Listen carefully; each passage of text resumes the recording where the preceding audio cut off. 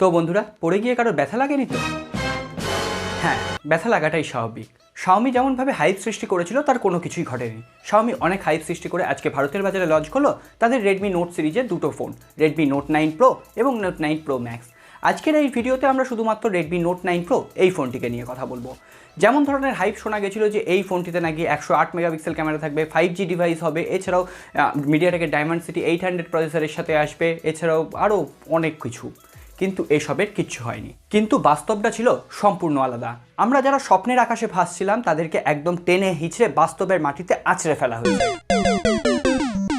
আর এই কাজটা স্বয়ং করেছেন মনুকুমার জৈন, Xiaomiর যিনি হেড। আজকে আমরা Redmi Note 9 Pro এর থেকে কী পেলাম আজকের এই ভিডিওতে আলোচনা করব, এবং এই একই প্রাইস রেঞ্জে 12,999 টাকা এর 4GB 64GB র্যাম ভ্যারিয়েন্টের দাম যেটা রাখা হয়েছে, সেই প্রাইস পয়েন্টে আরও একটি ফোন রয়েছে Realme 6। এই ফোনটির সাথে আমরা side by side specs comparison করে দেখিয়ে দেবো কোন ফোনটি আপনাদের কেনা উচিত। এর আগে Xiaomiকে নিয়ে আমি যখন ভালো কাজ করেছিল Xiaomi তখন অবশ্যই অ্যাপ্রিসিয়েট করেছিলাম, তাই জন্য আপনারা Xiaomiর দালাল বলে আমাকে গালাগালি করেছিলেন। Realme যখন ভালো কাজ করেছিল Realmeকে নিয়ে বলেছিলাম, তখন আপনারা Realmeর দালাল বলে আমাকে গালাগালি করেছিলেন। তো আজকে আপনারা কি বলবেন, Xiaomiর দালাল না Realmeর দালাল? আমি তো দুটো কোম্পানিকেই একধারে যখন ভালো করছে ভালো বলেছি, আরেক ধারে যখন খারাপ করেছে তাদেরকে গালাগালি দিতে ছাড়িনি। তাহলে এবার আপনারা ঠিক করুন আনবায়াসড রিভিউর সাথে থাকবেন কিনা। যদি এই ধরনের আনবায়াসড রিভিউ সবার আগে পেতে চান অবশ্যই এটি লাইক করবেন, কমেন্ট করবেন, বন্ধুদের সাথে শেয়ার করবেন। আর আপনি যদি আমাদের নতুন বন্ধু হন, নিচের দিকে দেখুন সাবস্ক্রাইব লেখা ছোট্ট বাটন আছে, ওটাকে অবশ্যই প্রেস করুন। সাথে সাথে বেল আইকন এবং তার পাশে যে অল নোটিফিকেশন আইকনটি আছে ওটাও প্রেস করতে ভুলবেন না, যাতে আমাদের নেক্সট কোনো এপিসোড আপনার মিস না হয়ে যায়। আসুন আজকে ভিডিও শুরু করি।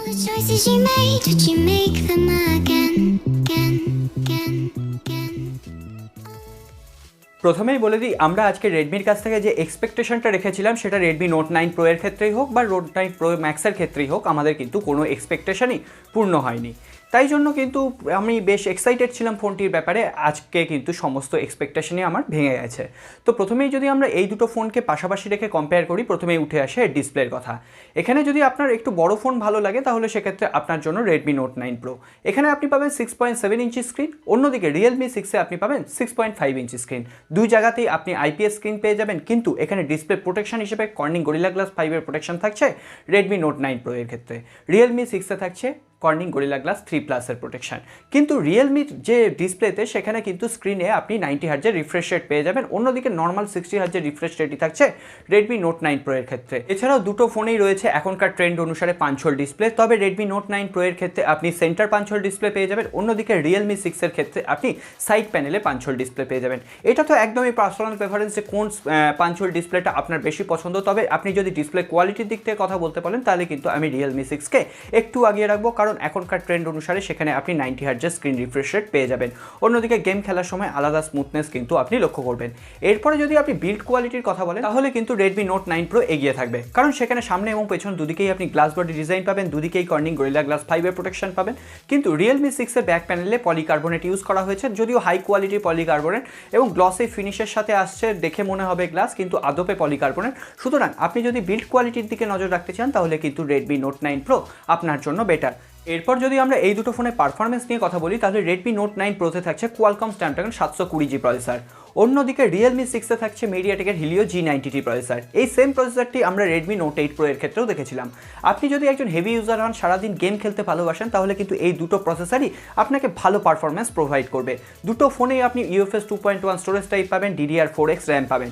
এখানে অ্যান্টুটু বেঞ্চমার্কের ক্ষেত্রে কিন্তু Qualcomm Snapdragon 720G কিছুটা এগিয়ে, মিডিয়াটেকের Helio G90Tও কিন্তু অনেকটা পিছিয়ে নেই। আপনি 720Gকে এখানে রাখলে মিডিয়াটেককে এখানে রাখতেই পারেন। সুতরাং পারফরমেন্সের দিক থেকে এই প্রাইস রেঞ্জে দুটো ফোনই আপনাকে বেস্ট পারফরমেন্স প্রোভাইড করবে। এরপর যদি আমরা ব্যাটারি সেকশন নিয়ে কথা বলি তাহলে Realme 6-এ থাকছে 4300 mAh এর ব্যাটারি, কিন্তু তাতে একটি টুইস্ট থাকছে 30 ওয়াটের ফাস্ট চার্জ সাপোর্ট, অর্থাৎ 0 to 100% করতে আপনার এই ফোনটিকে মাত্র 1 ঘন্টা টাইম দিতে হবে।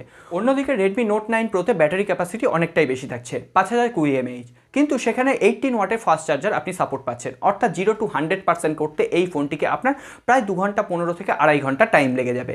এখানে একটু টুইস্ট আছে, এখানে আপনি আপনার প্রায়োরিটি বুঝে কিন্তু সঠিক ফোনটা বেছে নিতে হবে। কারণ দেখুন, আপনার কাছে যদি মেন ব্যাটারি পারফরমেন্সটা যদি আপনার কাছে হাইলাইটিং পয়েন্ট হয় তাহলে কিন্তু Redmi Note 9 Pro। অন্যদিকে আপনি যদি চান একটা সারাদিনের ব্যাটারি ব্যাকআপ লাগবে এবং খুব তাড়াতাড়ি ফোনটা চার্জ হয়ে যাবে তাহলে কিন্তু Realme 6 আপনার জন্য বেটার। এখানে আমি কিন্তু পার্সোনালি Realme 6কে এগিয়ে রাখবো, কারণ দেখুন একটা 4300 mAh এর ব্যাটারি সারাদিন চলে যাওয়ার পক্ষে যথেষ্ট। এবং পরের দিন যখন আমাকে অফিসে বেরোতে হবে তখন কিন্তু আমি ওই ফোনটা 100% করে নিয়ে বেরোবো, এবং তার জন্য 1 ঘন্টা টাইম যাতে আমি পাই সেটাই আমার পক্ষে যথেষ্ট। আমার পক্ষে কিন্তু 2 ঘন্টা বা 2.5 ঘন্টা টাইম দেওয়াটা সম্ভব নয়। তো সেক্ষেত্রে এটা আপনাদের বুঝতে হবে যে কোনটা আপনাদের প্রায়োরিটি, সেটা বুঝে কিন্তু আপনার জন্য সঠিক ফোনটি বেছে নেবেন। এরপর আমরা দেখে নেব এই দুটি ফোনের ক্যামেরা সেকশন। এখানে দুটি ফোনেই কোয়াড ক্যামেরা সেটআপ থাকছে, তবে সেলফি ক্যামেরাটা আগে কথা বলে নিই। এখানে দুটি ফোনেই আপনি 16 মেগাপিক্সেলের সেলফি ক্যামেরা পেয়ে যাবেন পাঞ্চলের মধ্যে। রেডমি নোট 9 প্রো এখানে আপনি সেন্টার পাঞ্চল পাবেন, আবার রিয়েলমিতে তো সাইড পাঞ্চল পাচ্ছেনই। সুতরাং এখানে সেলফি ক্যামেরার দিক থেকে দুটোর মধ্যে কোনো রকম পার্থক্য তেমন পাবেন না। কোনো লাইটিং সিচুয়েশনে রেডমি নোট 9 প্রো আপনাকে এগিয়ে রাখবে, কোনো লাইটিং সিচুয়েশনে কিন্তু রিয়েলমি 6 আপনাকে বেটার পারফরমেন্স প্রোভাইড করবে। কিন্তু এই দুটো ফোনের রেয়ার ক্যামেরায় বেশ কিছু ডিফারেন্স আছে। রেডমি নোট 9 প্রোতে আপনি 48 মেগাপিক্সেলের প্রাইমারি ক্যামেরা পাবেন, যেখানে স্যামসাংয়ের GM2 এই সেন্সারটি ইউজ করা হয়েছে। GM1 সেন্সারের এটা কিন্তু সাকসেসর। এর সাথে সাথে পাবেন 8 মেগাপিক্সেলের একটি ওয়াইড অ্যাপারচার লেন্স, 5 মেগাপিক্সেলের একটি ম্যাক্রো লেন্স। এতদিন পর্যন্ত আমরা 2 মেগাপিক্সেলের ম্যাক্রো লেন্স পাচ্ছিলাম, এটা কিন্তু 5 মেগাপিক্সেলের। এর সাথে সাথে 2 মেগাপিক্সেলের একটি ডেপথ মোড ক্রিয়েট করার জন্য। অন্যদিকে রিয়েলমি 6-এ পাবেন আপনি 64 মেগাপিক্সেলের প্রাইমারি ক্যামেরা, যেখানে স্যামসাংয়ের GW1 সেন্সার ইউজ করা হয়েছে। এর সাথে সাথে 8 মেগাপিক্সেলের একটি ওয়াইড অ্যাপারচার লেন্স, 2 মেগাপিক্সেলের একটি ডেপথ মোড ক্রিয়েট করার জন্য, এবং 2 মেগাপিক্সেলের একটি ম্যাক্রো লেন্স। সুতরাং প্রাইমারি ক্যামেরার দিক থেকে কিন্তু এখানে রিয়েলমি 6 কিছুটা এগিয়ে থাকবে। এর সাথে সাথে বলে দিই, এখানে রিয়েলমি 6-এ কিন্তু আপনি 2 মেগাপিক্সেলের ম্যাক্রো লেন্স পাচ্ছিলেন, অন্যদিকে কিন্তু রেডমি নোট 9 প্রোতে আপনি 5 মেগাপিক্সেলের ম্যাক্রো লেন্স পাচ্ছেন। সুতরাং আমার কিন্তু পার্সোনালি ম্যাক্রো লেন্সটা খুব একটা এফেক্টিভ বলে মনে হয় না, এবং কাজেও লাগে না। সুতরাং আমি কিন্তু এখানে রিয়েলমি 6-কে এগিয়ে রাখবো। কিন্তু আপনার জন্য যদি ফটোগ্রাফিতে ম্যাক্রো লেন্সটা প্রায়োরিটি হিসেবে আগে উঠে আসে, তাহলে কিন্তু আপনি রেডমি নোট 9 প্রোকে এগিয়ে রাখতে পারেন। এর সাথে সাথে বলে দিই, এখানে দুটো ফোনেই আপনি ব্যাক ক্যামেরা দিয়ে 4K ভিডিও শ্যুট করতে পারবেন, থাকবে টাইম ল্যাপস, EIS এর মতো সমস্ত ফিচার্স। এছাড়াও ফ্রন্ট ক্যামেরা দিয়ে আপনি স্লো মোশন ভিডিও রেকর্ড করতে পারবেন, এবং ফ্রন্ট ক্যামেরায় কিন্তু EIS এর সাপোর্ট থাকছে দুটো ফোনের ক্ষেত্রেই, এবং দুটো ফোনেই কিন্তু রেয়ার ক্যামেরায় নাইট মোড এক্সট্রাভাবে অ্যাভেলেবেল থাকছে। সুতরাং এখানে কিন্তু ক্যামেরা সেকশনে পার্সোনালি আমি রিয়েলমি 6-কে এগিয়ে রাখছি, যেহেতু আমার ম্যাক্রো লেন্সটা কোনো কাজে লাগে না। আপনার যদি ম্যাক্রো লেন্স কাজে লাগে, অবশ্যই আপনি রেডমি নোট 9 প্রোকে বেছে নিতে পারেন। এখানে দুটো ফোনেই সমস্ত সেন্সার অ্যাভেলেবেল থাকছে, তবে রেডমি নোট 9 প্রোতে IR প্লাস্টার নামে যে সেন্সারটি আছে, যা আপনি ভার্চুয়াল রিমোট হিসেবে ইউজ করতে পারবেন, সেই সেন্সারটি কিন্তু রেডমি নোট 9 প্রোতে আছে, রিয়েলমি 6-এ নেই। এছাড়া দুটো ফোনেই আপনি ফেসিয়াল আনলক পেয়ে যাবেন, এবং দুটো ফোনেই সাইড প্যানেলে আপনি ফিঙ্গারপ্রিন্ট সেন্সার পেয়ে যাবেন, এবং দুটো ফোনের ক্ষেত্রেই সেটা কিন্তু যথেষ্ট ফাস্ট এবং যথেষ্ট রিলায়েবল। সুতরাং আপনি সেন্সারের দিক থেকে একই রকম রাখতে পারেন, তবে আমার IR ব্লাস্টার যেহেতু সেন্সারটা কাজে লাগে, তাই জন্য কিন্তু আমি রেডমি নোট 9 প্রোকে এগিয়ে রাখছি। এরপর আসি দুটো ফোনেই আপনি ট্রিপল কার্ড স্লট পেয়ে যাবেন, যেখানে দুটো সিম এবং একটি micro SD card at a time use করতে পারবেন, এবং দুটো ফোনেই থাকছে প্লাস প্রুফ ডিজাইন। এর সাথে সাথে MIUI 11-এর কাস্টমাইজেশন পেয়ে যাবেন আপনি কিন্তু রেডমি নোট 9 প্রোতে। অন্যদিকে রিয়েলমি OS বা কালার OS 7.0-র কাস্টমাইজেশন পেয়ে যাবেন আপনি কিন্তু রিয়েলমি 6 ফোনে। এখন আপনার যে কাস্টমাইজেশনটা পছন্দ সেটা কিন্তু আপনাকে বেছে নিতে হবে, এবং দুটোর কাস্টমাইজেশনেই কিন্তু আপনি বিভিন্ন ধরনের অ্যাড বা ব্লোটওয়্যার দেখতে পাবেন, যদিও ব্লোটওয়্যারগুলো আপনি আনইনস্টল করতে পারবেন। এর সাথে সাথে বলে দিই, আমি রিয়েলমি এবং শাওমি দুজনকেই বলবো, যদি একটা অ্যাড ফ্রি UI তারা প্রোভাইড করতে পারে, অবশ্যই সেটা গ্রাহকের জন্য ভালো হবে। তো বন্ধুরা, এবার আমাদের কনক্লুশনে আসার পালা, কোন ফোনটি আপনাদের জন্য বেটার। তো এখানে যদি আপনি পার্সোনালি আমাকে বলতে বলেন, তাহলে কিন্তু আমি রিয়েলমি 6-কে এগিয়ে রাখবো, কারণ এর 30 ওয়াটের চার্জিং, কারণ এর 4300 mAh ব্যাটারি, যেটা একদিন চলার পক্ষে যথেষ্ট, কারণ এর ডিসপ্লেতে 90 হার্জের রিফ্রেশ রেট, কারণ এর প্রাইমারি ক্যামেরাতে 64 মেগাপিক্সেলের ক্যামেরা, কারণ এর মিডিয়াটেকের হিলিও G90T প্রসেসর, যেটা কিন্তু একটা স্টেবল পারফরমেন্সের সাথে সাথে একটা কম্বাইন্ড অলরাউন্ড পারফরমেন্স আপনাকে প্রোভাইড করতে পারে। অন্যদিকে রেডমি নোট 9 প্রোতে কিছু ঘাটতি আমার লেগেছে। সেখানে সেন্টার পাঞ্চল ডিসপ্লে রয়েছে, সেটা একদম ট্রেন্ডিং ডিজাইন, অবশ্যই অ্যাপ্রিসিয়েট করার মতো ব্যাপার। কিন্তু সেখানে গ্লাস বডি ডিজাইন রয়েছে, সেটাও আমি অ্যাপ্রিসিয়েট করার মতো ব্যাপার। কিন্তু সেখানে 5000 mAh এর ব্যাটারির সাথে সাথে 27 ওয়াটের ফাস্ট চার্জ দেওয়াটা খুবই দরকার ছিল, যেটা কিন্তু রেডমি দেয়নি।